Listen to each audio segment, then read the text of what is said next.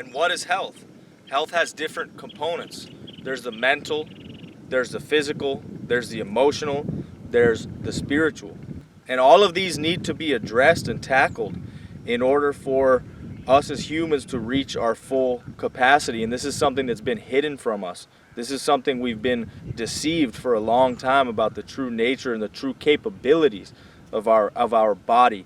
And now we have an opportunity to take back that control because we don't have the same illusion of support that we had before from the medical system. It's obvious that this whole system, in certain ways, certain elements of the system are a fucking failure.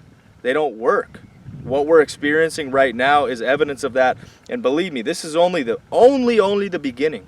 And what we're going to see in the coming months, in the coming years, is evidence that so many of these systems that we took for granted as set in stone were actually not working.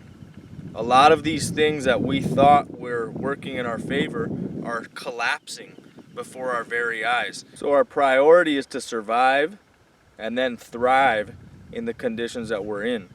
And the overwhelming majority, I think, of people right now are experiencing, levels of panic and anxiety that are not healthy.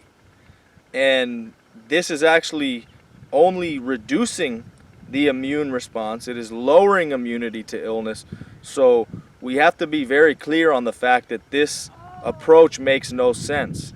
To be consumed by fear and panic will actually make you more likely to become a victim of the very thing that you're afraid of.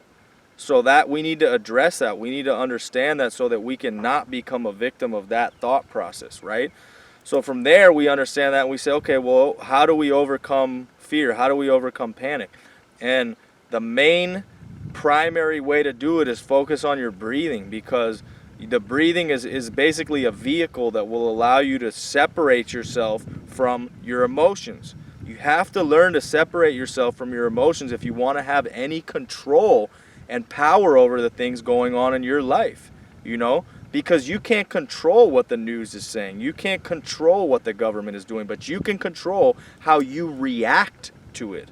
That is the most important thing. You can't control what happens around you, but you can control how you react to it. And that is the essence of dismantling fear and panic and anxiety. And when I say dismantling it, I mean basically being able to look at it and say, this isn't part of me. I'm going to do my own thing. I'm not going to be overcome by the wave of panic that everyone else is experiencing.